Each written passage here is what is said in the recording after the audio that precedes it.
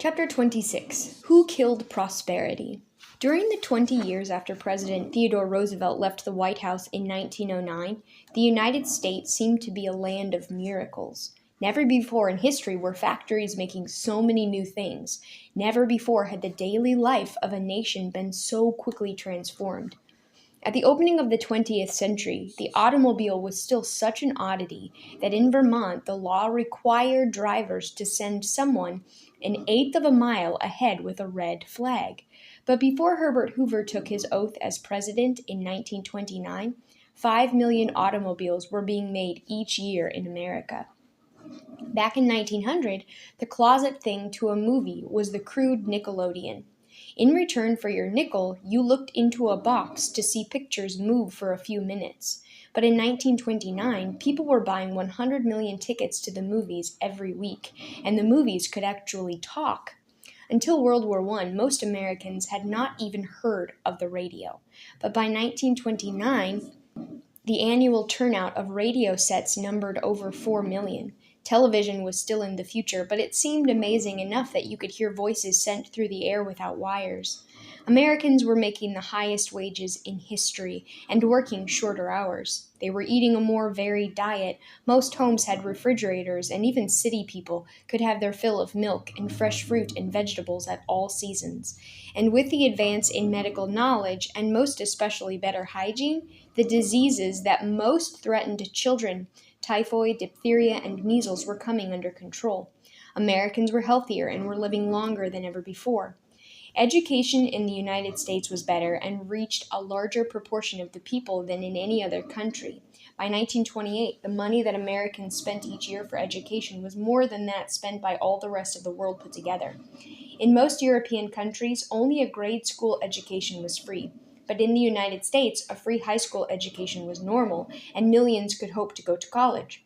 Progress seemed endless. Then suddenly, in late October 1929, terrifying signs appeared that the success story might have an unhappy ending.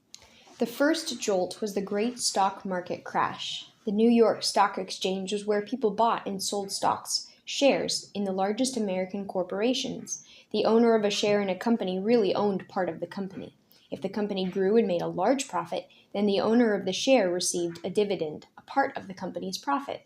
Then, too, if the company's profits increased, the value of the shares went up.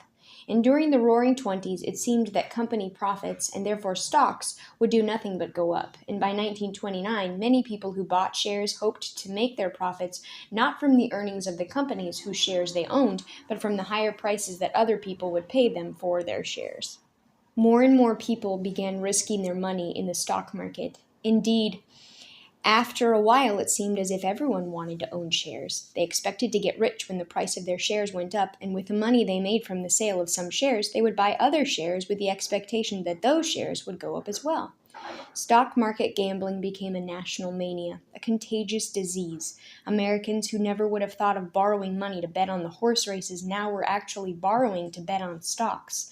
The more the stock mania grew, the less connection there was between the real value of a company and the price people were paying for that company's shares on the stock market. People came to expect every stock to go up. The impossible began to happen on October 24th, 1929. On that day, the average share lost 11% of its value within minutes of when the market opened. All of a sudden, instead of everyone wanting to buy stocks, it seemed that everyone wanted to sell. Alarmed by what they saw, some bankers decided to do something that might change people's feelings. They placed an order to buy unusually large numbers of shares of various companies, and they offered to pay prices above those for which people were willing to sell them. Prices began to climb, and the day ended with a loss of only 6.5%. The following Monday, however, many stock owners decided they had had enough. They couldn't risk keeping their money in stocks anymore, and so the selling resumed. The market fell by 13%, and the next day, Tuesday, saw an additional decline of 12%. In the months that followed, the prices of stocks continued to sink. By the time the market hit bottom, a share in United States Steel that had sold for $262 brought only $22. A share of Montgomery Ward sank from $138 to $4, and a share of General Motors went from $73 to $8. In the panic, people forgot an important fact. Even though the market price of a share of General Motors went down to nearly zero, simply because stock market gamblers were no longer willing to bet on it, the automobile factories and the men who know how were all still there. The wealth of the land and the energy of the people were still there.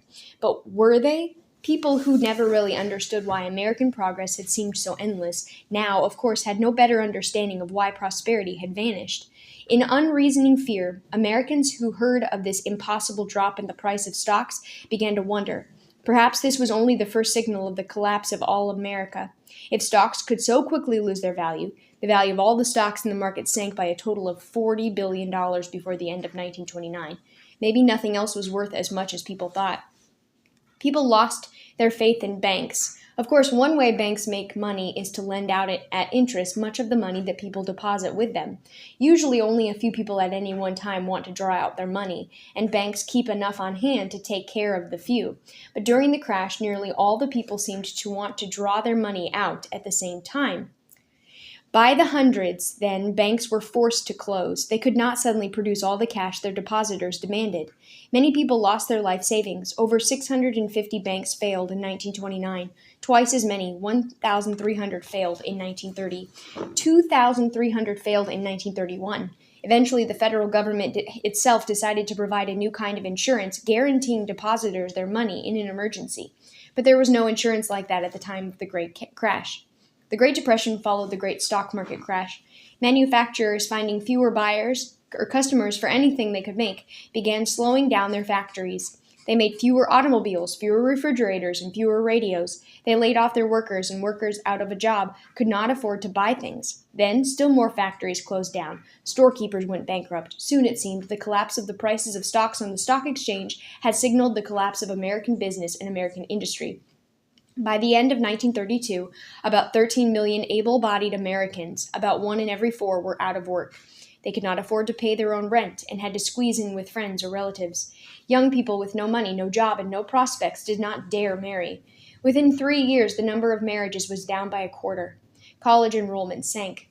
Millions did not have enough to eat. Children cried for the food their parents could not give them. Hungry, sad Americans were actually wandering down alleys, routing through garbage pails for scraps to keep their families alive. Desperate, unemployed went on hunger marches.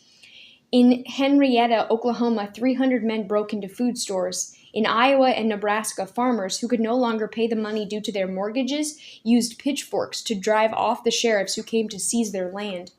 In the spring of 1932, thousands of unemployed veterans formed a bonus army. They demanded that the government pay them the bonus it had promised 14 years earlier to pay them in 1945 for their service in World War I. The veterans marched on Washington. President Herbert Hoover called out the army to drive them from the government buildings and parklands that they had occupied. When the smoke cleared, 2 men were dead, 55 were injured, and 135 had been arrested. Where would it end? But before Americans could cure what ailed the country, they had to know what the disease really was, who or what had killed prosperity. In the panic, many Americans lost their heads. Everybody wanted to have somebody to blame it on. Crackpot leaders quickly appeared with fantastic explanations and imaginary cure-alls. Abolish banks, print more money. Republican Herbert Hoover was the unlucky man in the White House at the time. The second largest popular majority in all American history had elected him president in November 1928, but he had the misfortune to be inaugurated in March 1929, just in time to get the blame for the great stock market crash. Never was there a more honest or more hardworking president. Hoover, a poor boy raised in a small Iowa town, went to Stanford University where he studied engineering. Then he made a fortune working as a mining engineer in Australia, Africa, China, Latin America, and Russia. He became world famous during World War I when he headed the relief commission that fed starving Europeans. He was also in charge of conserving food in the United States so Americans could share it with their European allies. He had proven himself a great humanitarian and a remarkable organizer. But Hoover was no politician. He did not like to try to persuade people. He did not enjoy the arts of compromise. As an engineer, he felt he saw problems clearly. After he had carefully prepared his solution, he expected people to follow his instructions without arguing. Wearing a high, stiff collar, he was a stiff man who inspired respect, but not love.